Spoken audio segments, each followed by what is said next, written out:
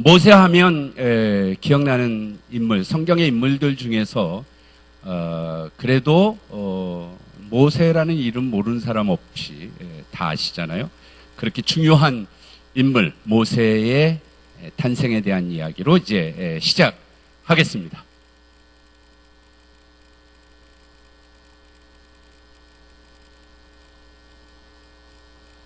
죄송합니다.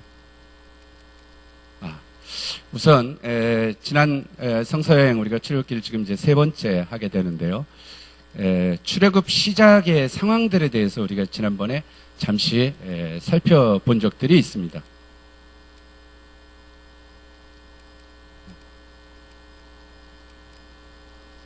그래서 성경이 가장 중요한 게 우리가 늘 얘기합니다만 성경의 모든 것들을 다 기록하고 있지 않습니다.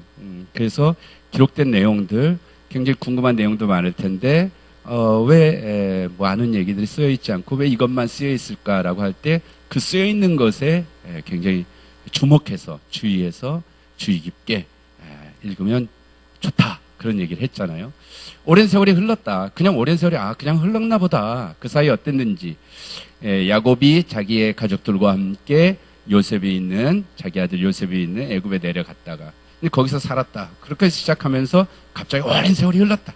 그냥 그런가 보다가 아니라 그런 오랜 세월이 흐르고 이스라엘 백성들이 굉장히 수가 많아졌다. 이 얘기는 이미 하나님께서 이스라엘의 조상인 아브라함 때부터 약속했던 하나님의 약속이 이제 성취돼서 이제 무언가 하나님의 구원사의 역사가 시작되는 바로 그 기점이 됐다라는 이야기를 보여주는 것이라고 했습니다.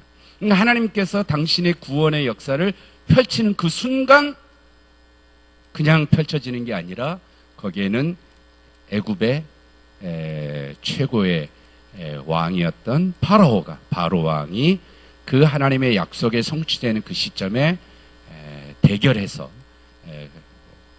등장하는 그런 모습으로 성경은 그리고 있다라는 것이었습니다. 그래서 해방의 하나님과 세상의 왕과의 그런 대립관계가 시작됐다. 하나님께서 해방과 구원의 놀라운 역사를 펼치시는 순간에 무엇이 등장하느냐? 이 세상에서는 그 누구도 막을 수 없는 세상의 권력자가 그것을 막으려고 하는 모습이다. 그 속에서 하나님께서 어떻게 당신의 해방의 구원 역사를 펼쳐 가시는가? 그게 굉장히 중요하다라고 얘기했습니다. 다른 사람도 아니고 세상 왕의 최고의 권력자죠. 그래서 이스라엘 백성들이 숫자가 많아지는 것, 그냥 숫자가 많아지는 것은 그냥 다른 게 아니라 하나님의 약속이었다는 것입니다. 하나님의 약속. 생육하고 번성하여 강한 민족이 됐다. 아브라함이 얘기했던 저 하늘의 뭇별과 바닷가 모래 같은 그런 하나님의 약속의 성취가 되어지는 것을 세상의 권력자가 그것을 막으려고 했다는 것입니다. 그래서 강제 노역을 하고 그래도 더 많아지니까 더 일시키게 하고 못하게 하려고 막고 막았지만 그러나 하나님의 뜻은 점점 더 강해지더라. 그래서 세상 권력자가 했던 일이 뭐냐면 인구 억제를 하기 위해서 그것을 막기 위해서 죽이는 일을 했다. 그 죽이는 것도 증거인멸이라고 했죠. 권력자의 그런 모습을 성서는 가장 중요하게 이스라엘 역사의 가장 중요한 출애굽 역사의 그 시작을 얘기하면서 세상 권력자의 그 죄악상을 낱낱이 고발하고 있다는 것입니다. 그리고 그 고발하면서 하나님의 해방의 역사를 이끌어가기 위해서 매우 중요한 일을 누가 하느냐? 파라오의 이름도 거론되지 않는데 히브리인의 산파 시프라와 부하라고 하는 두 사람의 여성의 인물을 이름까지 거론하면서 세상 권력자의 그 어마무시한 그러한 권력 앞에서 굴하지 않고 하나님을 두려워하여 그 생명을 지켜나가는 역사를 했더라. 이게 지금 이스라엘 백성들의 자기들의 구원사의 가장 중요한 첫 장면을 그렇게 기록해서 자손 대대로 그것을 남겨가고 있다는 이야기입니다. 이것이 지난번에 얘기했던 매우 중요한 저희들의 이야기였고요. 바로의 국가 권력 때 하나님의 히브리인 여인 시프라 부하를 통해서 하나님의 구원사의 역사는 놀랍게도 이 첫 장면서부터 우리는 모세에게만 그렇게 이름을 기억합니다마는 성경은 우리에게 증언하는 것이 하나님의 구원사에 이 여인들을 등장시킨 것은 무엇이냐? 매우 중요하게 사람을 통해서 하나님이 역사하신다는 것입니다. 아멘. 사람을 통해서 역사하십니다. 사람을 통해서. 그 사람을 통해서 별 볼 일 없이 보이는 사람일 것 같지만, 하찮은 사람일 것 같지만 매우 중요한 두 사람의 이름을 거론하고 있다라는 이야기를 하게 됐었습니다. 자, 이스라엘 신앙 고백의 핵심이고 가장 중요한 것은 바로 이 출애굽 사건이고, 출애굽 애굽에서 노예 생활하는, 종살이하고 파로의 압제에 눌려서 고통 속에 살던 이스라엘 백성들을 하나님께서 구원해 주셨다. 이것이 이스라엘 민족사에 당시 옛날 애굽에서 나올 때만이 아니라 이스라엘 역사 전체에서 곳곳에서 가장 중요한 이스라엘의 신앙 고백입니다. 여러분, 하나님 왜 믿으세요? 그러면 뭐라고 하시겠습니까? 이스라엘 백성들은 우리가 야훼 하나님을 믿는 이유는 우리가 애굽에서 종살이 할 때 우리를 구원해 주셨다. 이 고백입니다. 그래서 여호와 하나님을 믿는 거고, 왜 하나님 말씀대로 살아야 되느냐? 하나님께서 우리를 애굽에서 종살이해서 우리를 구원하시고 이끌어내셨기 때문이다 라고 하는 것입니다.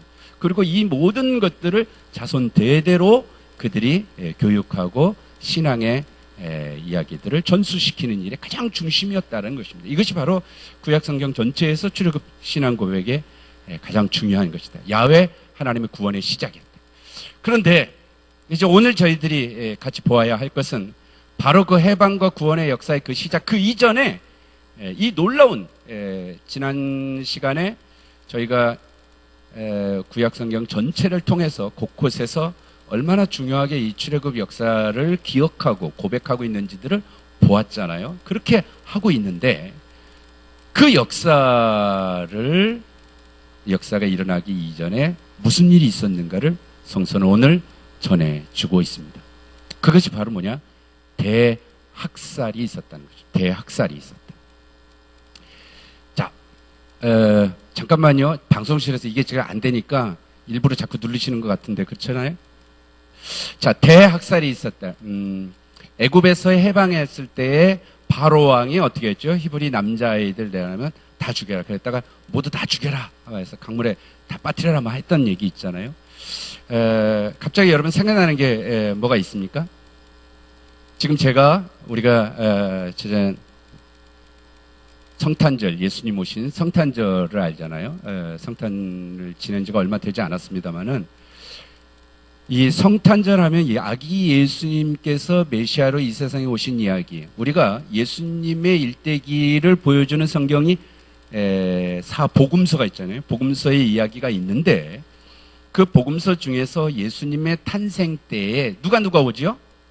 예수님 탄생할 때 베들레헴 마을관에 누가 찾아왔을까요? 동방박사. 또 누가 왔죠? 목자들이 왔죠. 양치기 목자들이 왔죠. 예. 그래서 아이들이 성탄 때 연극하면 너는 동방박사 1, 2, 3, 목자 1, 2, 3 이렇게 얘기하잖아요. 그런데 복음서를 보면 마태복음에는 동방박사만 옵니다. 누가복음에는 목자들만 오고요. 그걸 이제 같이 합쳐서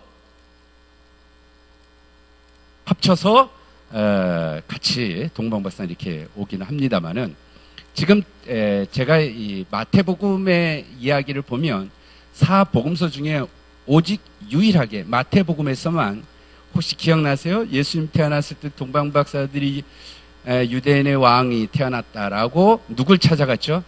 헤로드 왕을 찾아갔어요. 그래서 헤로드 왕이 나도 그에 가서 경배하리라. 자기가 유대의 왕인데 누가 왕이 태어났다니까 정말 그런 왕이 있구나. 나도 가서 경배해야지. 그런 마음이 아니었겠죠? 죽이려고 그랬던 거죠. 그러자 하나님께서 꿈에 박사들에게 나타나서 너 돌아가라. 그렇게 되자 헤롯이 어떻게 됐죠? 2살 아래 애들은 싹 죽여라 했던 얘기가 있죠. 뭔가 느낌이 있으세요 이제? 마태복음이 마치 바로 왕이 모세가 태어날 때 히브리 아이들을 다 죽였던 이야기를 마태복음에서는 예수님이 태어날 때에 헤로드 왕이, 바로 왕 대신에 헤로드 왕이 다 죽이려고 하는 이야기더라라는 것을 볼 수가 있습니다. 오직 마태복음이 그렇게 얘기를 해요. 왜 오직 마태복음은 그렇게 얘기할까? 우리가 잘 아는 마음이 가난한 자는 복이 있나니 천국에 저일 것이며라고 얘기하는 예수님께서 팔복, 산상수훈을 얘기하잖아요. 누가복음에도 나옵니다. 근데 누가복음에서는 예수님의 그 얘기가 네 복음서가 예수님에 대한 일대기를 적었지만 각자의 입장으로 예수님의 이야기들을 고백했는데 누가복음에서는 예수님께서 산상 설교하신 게 아니라 들에서 설교합니다. 들에 핀 백합화를 봐라 하는 이야기들. 그래서 마태복음에서는 예수님께서 하신 말씀을 그 8가지 팔복이 있는데 그 말씀 바로 앞에 뭐라고 나오냐면 예수께서 산에 오르사. 그 다음에 복된 말씀을 다 하시고 마지막에 예수님께서 산에서 내려오신다. 유독 마태복음은 일부러 예수님의 말씀을 산으로 올리셨어요. 왜 그랬을 것 같아요? 산에서 하나님의 복음의 말씀을 전했다. 이거는 시내산에서 모세가 하나님의 말씀을 받는 것과 마찬가지입니다. 그래서 복음서 예수님에 대한 이야기를 전하면서도 마치 마태복음 공동체는 당시 유대인들에게 바로 예수 그리스도가 메시아라는 것을 그 유대인들에게 복음을 전하려고 하지 않았겠느냐. 그래서 자꾸 구약 성서와 모세의 이야기를 자꾸 이렇게 같이 견주려고 한 것 아니냐 이런 생각들을 하게 합니다. 바로 그런 것처럼 바로 마태복음에서는 예수님의 탄생 이야기를 모세의 탄생 이야기와 같이 유독 아이들의 학살의 이야기들을 담고 있다. 문제는 왜 이런 얘기를 담고 있을까 하는 것입니다. 왜 이런 얘기를 담고 있을까? 지금 저기 보이시는 곳은 이스라엘에 가면 베들레헴입니다. 베들레헴이 뭐냐면요. 베들레헴인데 베트가 집이에요, 집. 레헴이 떡빵입니다. 그래서 떡집이에요, 빵집. 한자로 쓰면 병점. 그래서 병점이 베들레헴인데 거기에 한신대학교가 있는 겁니다. 그 이제 지금은 팔레스틴 지역 자치구 돼가서 저 베들레헴을 가려면 장벽을 쌓았어요. 이스라엘 측에서. 그래갖고 거기를 통과해서 가야 합니다만은 전 세계에서 가장 오래된 교회 중에 하나입니다. 우리가 잘 알듯이 기원후 4세기 313년에 콘스탄티누스가 로마의 황제가 기독교를 국교로 공인을 하게 되면서 그러자 그때 이 콘스탄티누스의 어머니인 헬레나가 굉장한 아주 신앙심이 좋으셨던 분이에요. 그 어머니 헬레나가 이스라엘 성지를 순례하게 됩니다. 근데 이 콘스탄티누스 이전에 기원후 로마의 황제 중에 하드리아누스라고 하는 황제가 있어요. 그 하드리아누스가 로마에 가면 그 바티칸 그 베드로 성당에서 쭉 내려오면 그 멋진 천사의 성이 있습니다. 거기 하드리아누스의 영묘라고 하는 건데 이 황제가 기독교를 굉장히 박해를 했었어요. 굉장히 박해를 했습니다. 그래가지고 옛날 그러한 초대교회 신도들의 예수님의 그런 유적들의 자기들의 공동체에 있던 곳들인데 그런 것들을 다 회파하고 거기에다가 로마 신전들을 지어놨어요. 그래서 나중에 콘스탄틴에 의해서 기독교가 공인이 된 다음에 어머니 헬레나가 왔을 때 예수님이 돌아가셨던 골고다 언덕이 어딜까? 어딘지 어떻게 알아요? 그런데 보니까 큰 로마 신전들이 있더라. 이곳이겠다. 그래서 그런 곳에다가 지금 예루살렘에 가면 골고다 언덕에 지어진 예수님의 무덤교회. 그리고 바로 이 베들레헴에도 바로 그 로마 신전을 세워놨던 곳인데 이곳이 곧 베들레헴 예수님이 탄생했던 교회일 것이다. 그 감람산에 예수님께서 기도하셨던 곳에 그래서 주기도문 교회라고 얘기하는 이 세 곳이 바로 이 콘스탄티누스 어머니의 헬레나에 의해서 세워진 가장 오래된 교회이기도 합니다. 교회사라든가 그 역사들을 보면 나중에 아랍하고도 이렇게 싸움도 있고 막 이슬람하고의 그런 부분들이 있는데 베들레헴 교회는 조금씩 파손도 되긴 했지만 특별히 이슬람권에 아랍권에 들어갔을 땐 동방박사 그 이제 교회 벽화라든가 이런 거 보면 아, 저 사람들이 우리 아랍권 사람들이다 뭐 그래가지고 일부러 파괴하지도 않았다. 뭐 그런 얘기도 전해오는 얘기, 믿거나 말거나 뭐 그렇습니다만은. 그래서 굉장히 오래된 교회 중에 하나가 바로 베들레헴에 있는 예수님 탄생교회입니다. 이 교회의 모습을 가만 보면요. 저기 이 베들레헴 교회로 들어가는 유일한 문이에요. 문 하나 저거밖에 없습니다. 누구나 다 절로 들어가야 돼요. 교회로 가야 되는데 절로 가야 된다 그러는데 하여튼 저기로 가야 합니다. 근데 지금 제가 보이는 저 문인데요. 저 문 하나밖에 없는데 저 문이 흔히 겸손의 문이라고 얘기합니다. 저 문이 이 높이가 한 요 정도 돼요. 요 정도. 그래서 누구나 아기 예수 탄생한 아기 예수를 경배하러 가기 위해선 교황이 오든 누가 오든 누구나 다 저기를 구부려서 저길 들어가야 합니다. 그래서 베들레헴 교회 가면 저 앞에 그리스 정교회라든가 아르메니안 교회들이 있고 저 지금 교회 밑바닥에 무슨 공사하듯이 이렇게 파놨잖아요. 파놓은 게 아니라 나무바닥으로 되어 있는데 그 밑바닥에 모자이크가 있는데 그 모자이크가 헬레나 때 이미 했던 그 모자이크가 그대로 남아 있고요. 저 앞으로 가면 제단 밑으로 지하 동굴 같은 곳이 있습니다. 그곳에 가면 바로 이곳에서 예수님께서 태어나셨다. 아기 예수의 마관이 있는 곳이다. 꼭 거기든 아니든 저는 이스라엘 성지 가면 바로 여기서 예수님이 아기 예수 마관이 여기 있다.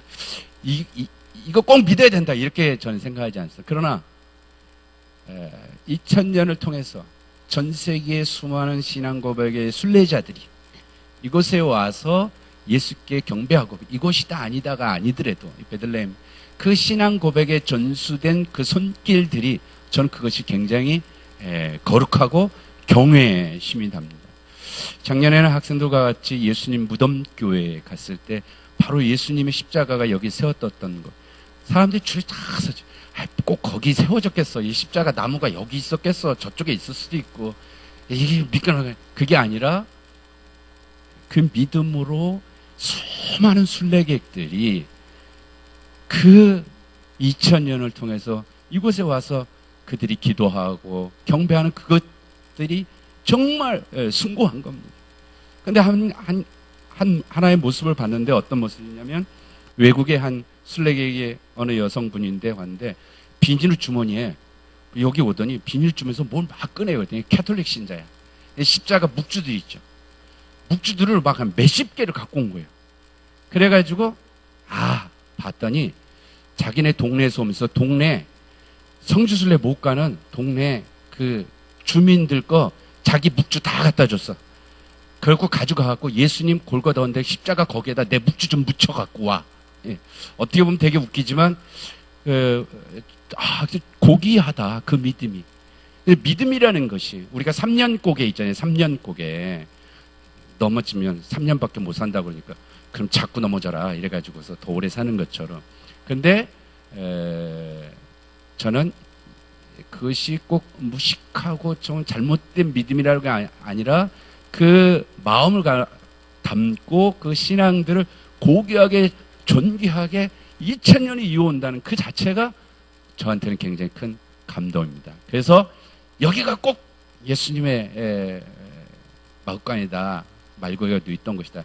그것이 중요하진 않지만 그러나 그 마음을 담아서 예수님께 경배하려는 모습. 물론 저는 베들레헴 가면 오히려 그 팔레스타인 지역도 굉장히 가난한 동네입니다. 그래서 혼자 가서 밤에 그냥 팔레스타인 지역을 돌아다니다가 그냥 어디엔가 이렇게 배낭 베고 누워서 밤하늘의 별을 보며 하늘에는 영광, 땅에서는 평화. 그 느낌의 베들레헴. 근데 제가 오늘 여러분에게 이 베들레헴을 보여주려는 모습은 다른 게 아니라 이 베들레헴 이 예수님의 아기 마구간 그 옆으로 지하 동굴이 하나 있어요. 이 동굴로 가면 저 뒤로 보이는 곳이 가타리나 교회라고 하는 곳인데 우리 학생들하고 같이 찍은데 그 바로 옆에 그 학생들 뒤로 서 있는 동상이 있습니다. 여러분 눈에는 잘 안 보일지 모르겠습니다만 동상을 가만히 보면 특징적인 게 있나요? 이 사람이 헬라어 이름으로 하면 히에로니무스입니다. 히에로니무스라고 하고 영어식 발음으로는 제롬이라고 얘기하는 사람입니다.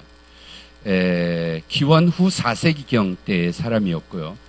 로마에서도 아주 대단한 교육, 철학과 모든 언어학을 다 공부하고 초대 교우로서의 굉장히 중요했던 사람이고 로마의 황제였던 다마수스 1세의 황제의 아주 최측근이기도 해서 로마 교황청에 가서도 모든 조언을 했던 사람입니다. 그 당시 아주 절친했던 그 자기 절친 친구였던 교황에게 조언도 하는 거의 비선이었는데 근데 교황이 한 18년간 있다가 죽게 되면서 그 다음 자기가 이 제롬이 교황이 될 줄 알았는데 교황 선처 컨트라베에서 안 됐어요.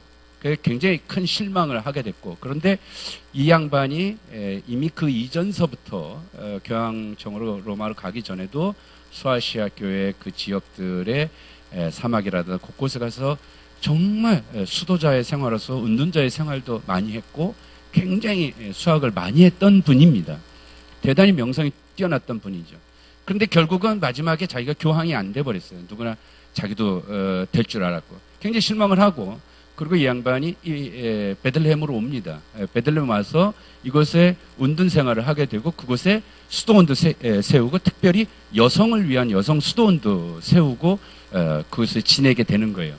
그러고 있다가 어느 날 베들레헴에서 이상한 소문이 들리는데 그 마을 어디 구석에서 한 곳에서 아이들의 유골이 아주 어마어마하게 발굴이 됩니다. 그게 특이한 게 이스라엘에서는 가족묘를 썼기 때문에 아이들이 죽어도 가족들이랑 같이 이렇게 매장이 될 텐데 한 곳에서 순 아이들로만 보이는 아이들이 집단 매장되어 있는 유골을 발굴하게 됩니다. 그러면서 그 소문이 바로 이 아이들의 유골이 예수님 당시 때 예수님이 태어날 당시에 헤롯에 의해서 죽어갔던 수많은 아이들의 유골일 것이다 라고 생각을 해요. 그래서 지금 이 제롬이라고 하는 히에로니무스 저 동상을 보면 발 옆에 해골이 하나 보이죠. 해골이 보이죠. 그래서 그 매장지에서 어린 나이에 유골을 하나 가지고 이 베들레헴 자기의 운둔 생활하는 그 동굴로 가지고 옵니다.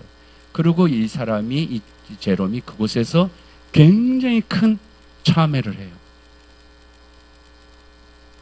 예수님을 한 번도 얼굴도 보지 않고 그러나 예수님 때문에 죽어갔던 이 수많은 어린아이들 이들이야말로 참으로 예수를 탄생시키기 위해 처음으로 죽어갔던 순교자들이었다. 나는 지금까지 예수님에 대해서 연구하고 예수님에 대해서 전하고 그래왔던 나였지만 내가 교황이 예수로 인해서 예수를 설파하고 하려고 내가 그 높은 자리에 앉으려고 해도 교황이었는데 그게 떨어졌다고 내가 이렇게 시리에 빠져서 이루고 있었는데 이 베들레헴에 와서 그 어린아이의 유골을 보고서 그가 크게 참회를 합니다. 그러면서 그 운동 생활하는 지하 동굴에서 자기가 히에로니무스가 거기서 있으면서 평생의 위대한 작업을 하게 됩니다. 30년간 있으면서 거기서 처음으로 히브리어 원어에서 그 당시에 일반 대중의 언어였던 라틴어로 성경을 번역하게 됩니다. 그게 바로 라틴어 성경이라고 불리우는 거죠. 영어로 벌게이트라고 얘기합니다. 불가타 일반 통속적인 대중적인 언어로 하게 됐고요. 이것이 캐톨릭의 가장 공인력이 있는 그러한 성경으로 번역됐던 것입니다.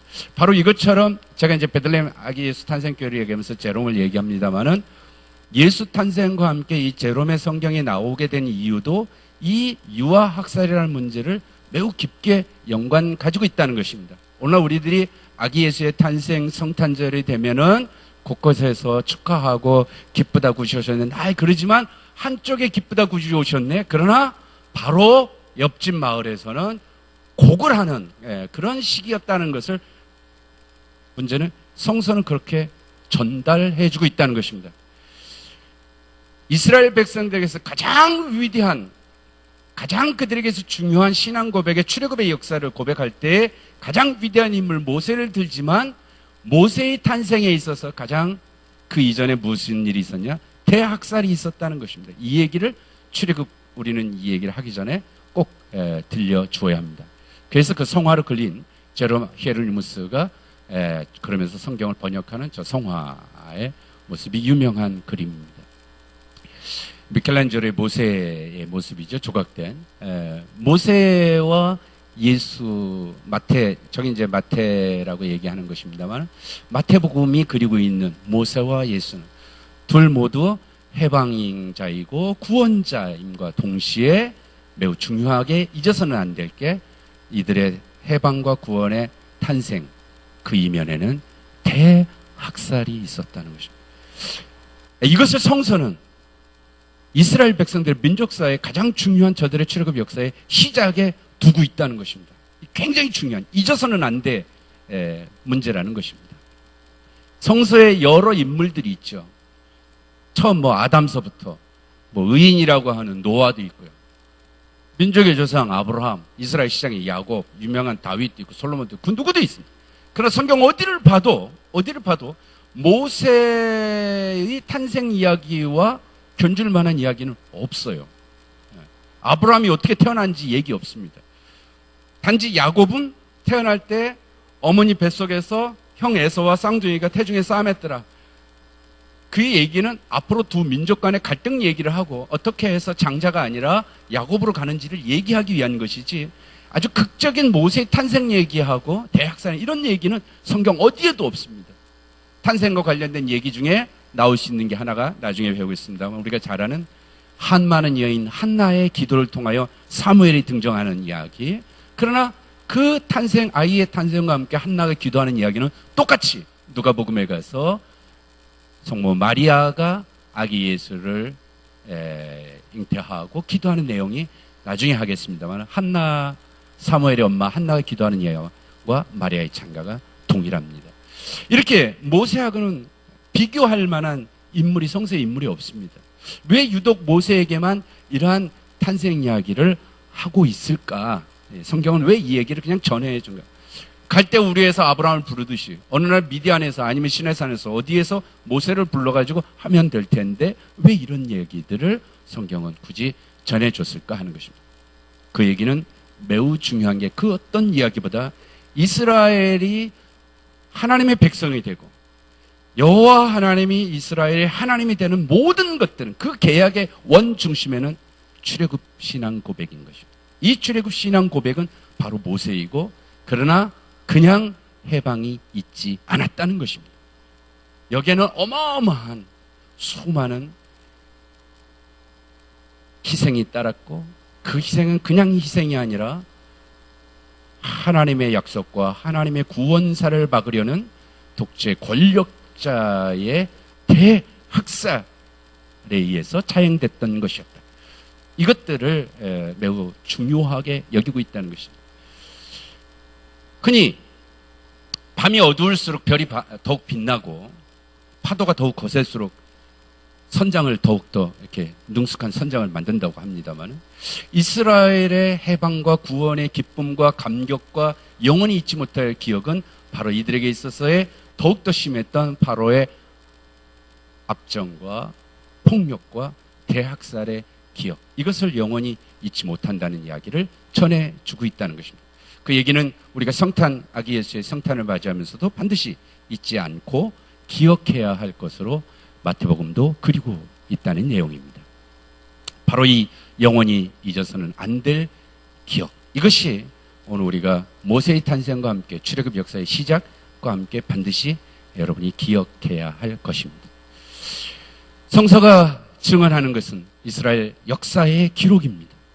그 역사의 기록을 다 기록하는 것이 아니라 무엇이 우리에게 중요하고 그것을 어떻게 기술하고 고백하느냐가 오늘날 신앙 고백서로 남겨진 구약 성서이고 이스라엘의 역사 기록입니다. 신앙 고백의 바탕이 되는 이 여기에는 그 어떤 것도 잊을 수 없다. 오늘 우리들이 살아계신 하나님의 말씀, 구약 성서를 읽으면서 이것이 과거 이스라엘 백성들이 아니라 이스라엘에 믿었던 하나님, 모세가 믿었던 하나님, 모세를 부르셨던 하나님이 오늘 우리의 하나님이 되고, 오늘 우리를 부르시는 하나님이라면 오늘 우리의 역사 가운데서 날 구원하신, 날 해방하신 하나님, 우리의 역사 속에서 잊어서는 안 돼야 할 그 기억 속에서 우리의 구원의 하나님을 고백하고 외칠 수 있어야 된다라고 하는 것이 출애굽기 시작이 보여주는 내용인 것입니다. 우리의 현대사에 도저히 끔찍하고 도저히 잊을 수 없는 이야기들, 남의 얘기 같지가 않은 이야기죠. Never forget, 절대 잊지 못한 이스라엘 홀로코스트에 대한 거죠. 이스라엘 사람들은 히브리어로 쇼아라고 부릅니다. 대학살이고 그 어떤 것으로도 잊지 못할 얘기죠. 그래서 이스라엘 곳곳에 가면 결코 잊지 못한다. never forget이라는 말을 계속 쓰고 있는데 그 앞에 이런 말을 썼습니다. 용서할 수는 있어도 과거는 잊지 못한다. 용서할 수는 있어도 과거는 잊지 않는다. 그래서 과거를 지우려는 세력이 범인인 것입니다. 역사를 지울 수가 없다. 문제는 그러한 역사들을 오늘 우리들의 삶에서도 반드시 기억해야 할 것. 출애굽기가 오늘 우리들에게 전하는 매우 중요한 메시지인 것입니다. 켈링필드의 이야기들이죠. 너무 참혹한 이야기들이, 과거의 역사들이 많은 것들을 제가 다 담아내지는 않았습니다. 우리의 역사 가운데서 이 대학살의 것들을 잊게 돼서는 구원과 해방의 고백이 없다는 것을 강조하고 싶어서 제가 드리는 말씀인 것입니다.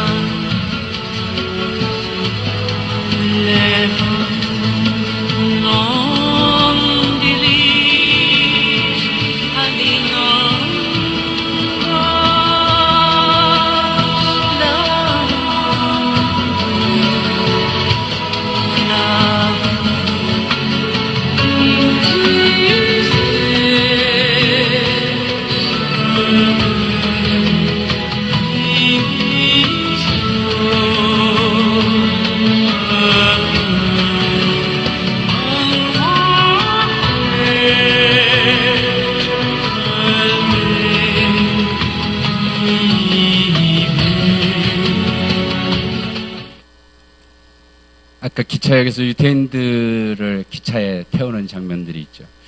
우리가 잘 많은 사진들 많이 여러분들 들어보셔서 알겠습니다만 2차 대전의 주범들이었던 독일하고 일본의 얘기들을 견줄 때마다 등장하는 사진, 유명한 사진이 하나 있습니다. 그게 뭐냐면 독일의 빌리 브란트가 아우슈비츠에 가서 무릎 꿇고 참여하는 그러한 장면이 있는가 하면 일본은 지금까지도 뭐 요즘 사건에서도 계속 소녀상의 문제라든가 위안부의 문제를 역사를 지우려고 하는 모습이죠. 일본뿐만 아니라 정부에도 마찬가지입니다.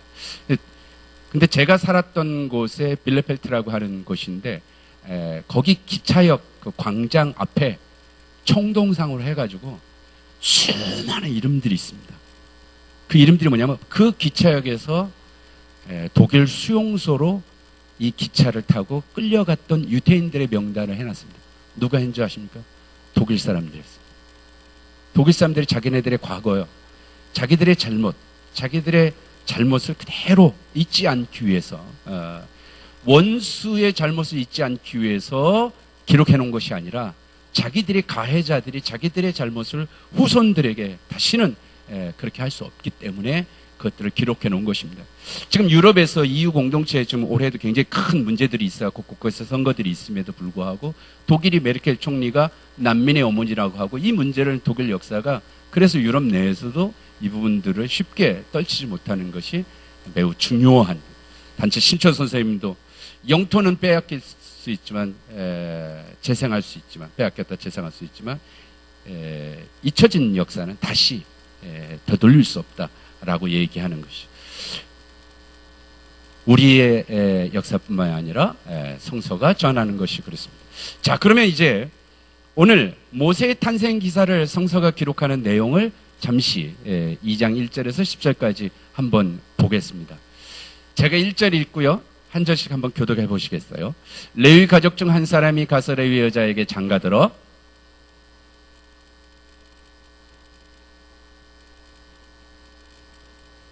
더 숨길 수 없게 되매 그를 위하여 갈대 상자를 가져다가 역청과 나무진을 칠하고 아기를 거기 담아 나의 강가 갈대 사이에 두고 바로의 딸이 목욕하러 나일강으로 내려오고 시녀들은 나일 강가를 거닐 때에 그가 갈대 사이에 상자를 보고 시녀를 보내어 가져다가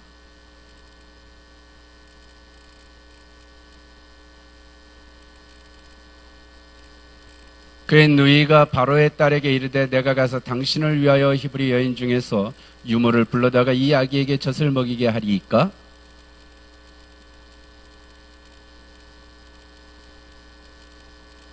바로의 딸이 그에게 이르되 이 아기를 데려다가 나를 위하여 젖을 먹이라. 내가 그 삭을 주리라. 여인이 아기를 데려다가 젖을 먹이더니 그 아기가 자라매 바로의 딸에게로 데려가니 그가 그의 아들이 되니라. 그가 그의 이름을 모세라 하여 이르되 이는 내가 그를 물에서 건져내었음이라 하였더라. 아멘. 모세의 탄생 이야기입니다. 아까도 말씀드렸습니다만 성경 많이 보셨죠? 이런 탄생 이야기가 어디에도 없습니다. 자, 우리가 다 아는 얘기인데요. 문제는 모세 탄생의 이 짤막한 10절의 이야기, 아브라함, 그 누구도, 다윗도 없습니다. 그 누구도 없어요. 왜 이 짧은 모세 탄생의 이야기를 성서는 기록하고 있을까요? 성서는 모든 걸 다 기록하지 않죠. 늘 얘기하는 기록된 것은 중요한 의미를 가지고 있을 것입니다. 아브라함이 그렇게 중요하다면, 다윗이 그렇게 중요하다면 뭔가 그들의 탄생의 배경도 있어야 할 텐데 없습니다. 근데 모세는 있습니다. 어떤 의미를 지닐까 하는 것입니다. 유일한 탄생 이야기, 매우 극적인 이야기. 바로의 대학살에서 구사일생으로 살아나고 또 그가 원수의 집으로 바로에게, 그냥 이집트 사람은 어디 누구한테 가는 것도 아니고 바로의 딸 공주에게 해가지고 바로의 왕궁에서, 그러면 결국 왕자처럼, 그러니까 이집트 왕자 모세 하는 영화도 있습니다만 그렇게 자라나게 됐다, 이런 얘기를 하고 있습니다. 자, 10절까지 읽었던 모세 탄생 이야기 대충 내용으로도 여러분이 기억하실 텐데, 모세 탄생 이야기들 중에 가장 여러분들 중요한 특징, 성서는 왜 이 얘기를 기록하고 있을까? 여러분 혹시 느끼셨어요? 여러분 어떻게 생각하십니까? 이 탄생 이야기를 들으시면 대부분 구사일생으로 야 특이하게 극적으로 살아났네, 이 얘기들만 하십니다. 성서는 다 기록하지 않는데 매우 중요한 역사 기록 증언을 하고 있다는 것입니다. 하나님의 구원사의 해방사, 그 시작을 어떻게 하는지 보십시오. 사람을 통해 역사하십니다. 다시 한번 보겠습니다. 레위 가족 중 한 사람이 가서 레위 여자에게 장가들었다. 그 여자가 임신했어요. 그랬다가 갈대라서 나일강에 뛰었는데 누가 따라갑니까? 그 아기의 누이가 따라갑니다. 우리가 잘 아는 누구죠? 미리암입니다. 이름은 나오지 않죠. 여기 레위 가족 중 한 사람, 남자죠. 레위 여자. 그 모세의 아빠, 엄마일 텐데 이름은 나와 있지 않죠. 누군지 아십니까? 혹시? 아므람과 요게벳입니다. 이 얘기가 나중에 하나님께서 모세를 미디안에서 시내산에서 부르신 다음에 이집트로 가라. 나 못 가요. 말 못해요. 어쩌고저쩌고 하는 얘기 있잖아요. 야, 아론 있다. 그래서 이제 너 형 아론이 있다 해서 아론을 얘기하잖아요. 그러고 나서 거기가 출애굽기 6장입니다. 나중에 할 텐데 모세와 아론이 등장한 다음에 모세와 아론의 족보는 이렇다. 조상들은 이렇다. 그리고 이스라엘의 12지파, 12아들은 루벤서부터 얘기를 합니다. 그러다가 누구? 바로 이 레위 사람. 그래서 레위 지파를 얘기하면서 레위의 자식 고핫인데 고핫의 자식 아므람과 요게벳을 통해서 바로 모세와 아론이 등장하게 됩니다. 그때 6장 20절에 나오는 이름입니다. 어쨌든 지금은 익명의 이름들로 처리를 하고 있습니다. 그 다음에 바로의 딸이 나일강으로 왔다가 시녀들이 있고 시녀를 보냅니다. 그랬더니 아기가 울렸죠. 그랬더니 그 누이가 바로의 딸에게 가서 히브리 여인 유모로 데리고 오겠다. 그랬더니 바로의 딸이 소녀에게 어머니를 데리고 와라. 바로의 딸이 그 여인이 그래서 했더니 그 여인에게 데려가서 그 여자, 모세의 어머니죠. 그렇게 했더라. 느끼시는 거 있어요? 네? 출애굽 역사는 매우 중요한 것이에요. 출애굽 신앙 고백은 가장 이스라엘 신앙 고백 가장 중요한 것입니다. 아브라함 갈대아 우르에서 그냥 불렀어요. 모세도 그냥 부를 수도 있어요. 근데 출애굽 역사에다가 성서는 독특하게 모세에 대한 이 출애굽 역사 시작을 씁니다.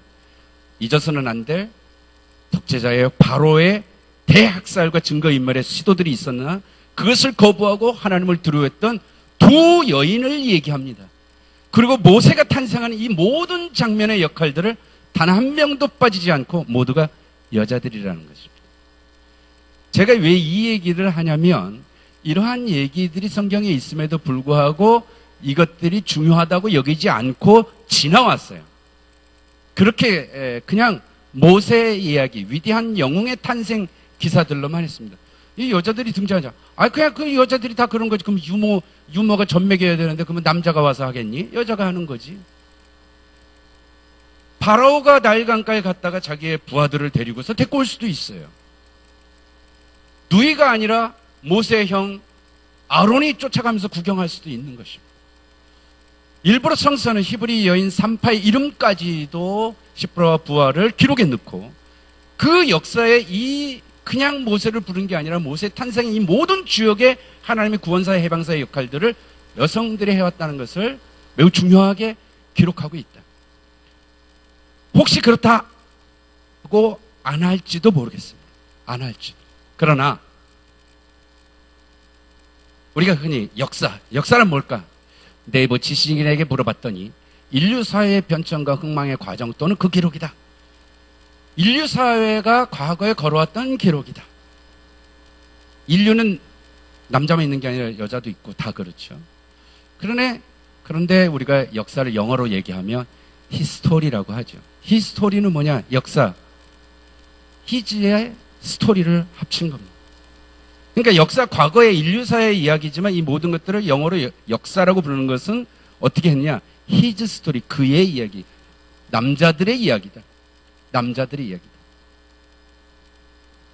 다시 말하면 지배 이데올로기화에서의 인류의 역사를 끌어오는 것이 아니라 그 지배 이데올로기 바로의 역사가 아니라 고난받는 자들의 역사, 대학살 속에서 울부짖는 역사, 그 고난 속에 있는 자들에 대한 해방의 역사를 이스라엘의 신앙 고백의 원초적 역사로 적고 있는 게 출애굽 신앙 고백이라는 것입니다. 다시 말해서 파라오의 역사를 읽는 것이 아니라 하나님의 역사, 히브리 백성들의 고난의 울부짖음의 역사로 읽어내려가는 거예요. 그래서 제가 얘기한 히즈 스토리가 아니라 무엇으로? 허 스토리로 읽어내려가는 것입니다. 그래서 성경을 지금까지 우리들에게 우리 신갈교회 교인들은 아니고 이런 얘기를 꼭 해야 돼요. 어디 가서나. 일반적으로 2000년 서구의 남성 지배 이데올로기 하에서 지내온 역사가 아니라 출애굽 해방사를 다시 보아야 할 역사는 히스토리가 아니라 허스토리다. 여성의 이야기는 반드시 여성으로 읽자라는 얘기가 아니라 지배받는 사람들의 고통과 울부짖음의 역사를 통해서 하나님이 기억하시고 해방하시는 역사로 다시 읽어 내려가야 한다는 것입니다. 1492년 하면 그 유명한 콜럼버스가 아메리카 신대륙을 발견한 해라고 늘 배우는 서구 침략의 역사가 아니라 1492년 아메리칸 인디언이 콜럼버스를 발견했다라고 보는 역사를 보는 것입니다. 바로 이 역사를 통해서 제가 여러분에게 얘기하는 게 아니라 이스라엘 신앙 고백의 출애굽 역사가 시작된다는 것입니다. 바로 이 속에서 모세가 탄생하게 됩니다. 그리고 모세는 탄생하고 그냥 강가에 버려지는 것이 아니라 바로 그 압제자의 권력의 손 안으로 들어가는 역사가 시작됩니다. 그것으로부터 하나님의 구원사는 시작되는 것을 출애굽기는 처음부터 얘기합니다. 이 이야기를 하기 위해서 구약성서의 그 어떤 인물에게도 나와 있지 않는 모세에게만 담겨있는 탄생 이야기가 있는 것입니다. 이것은 모세의 탄생 이야기가 아니라 사실은 하나님의 해방과 하나님의 구원의 역사가 얼마나 수많은 민중들의 고난과 고통의 울부짖으면서 시작됐는지의 역사를 그려주고 있다는 것입니다. 그렇기 때문에 그 하나님을 믿는 이스라엘 백성들은 자손 대대로 그들의 고난의 역사 한가운데서 자기 자손 대대로 우리를 구원하시는 하나님을 믿고 의지하고 위로하고 희망을 가졌던 것이죠. 그것이 결국 메시아를 기다리는 마음으로 이어졌고, 예수님 당시에 나귀 타고 오시는 예수를 향하여서 호산나 다윗의 자손이라고 부를 수 있었던 것입니다.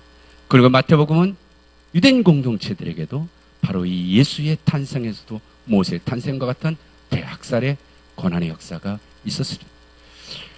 오늘 우리 교회가 올해 종교가 500주년을 맞이하면서 주님의 교회를 세우자는 그 주님의 교회도 주님의 부활의 영광된 교회이지만 그 교회는 주님의 십자가의 교회이죠. 주님의 몸된 교회, 피 흘리는 교회, 고난의 역사를 교회가 잊지 않아야 되는 것이 바로 이 출애굽 역사, 해방의 역사를 담고 있기도 한 것입니다.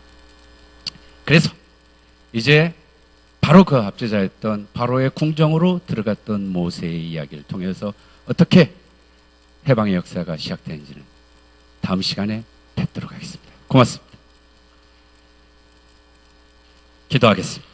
우리 하나님, 우는 자 위에 오시고 눌린 자 위에 오시는 주께서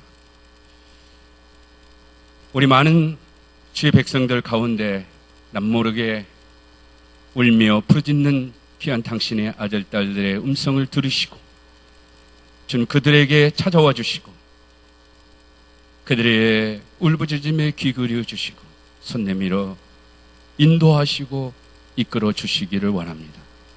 지치고 쓰러질 때마다 손 내밀어 지나가시는 주의 옷자락을 붙들고 우리의 병이 완치됨과 같이 하나님 늘 우리와 함께하여 주시옵소서. 출애굽의 역사를 통해서 이스라엘 백성을 해방하고 구원하신 그 하나님을 오늘의 삶 속에서 우리가 만날 수 있도록 주님 역사해 주시옵소서. 예수님의 이름으로 기도합니다. 아멘.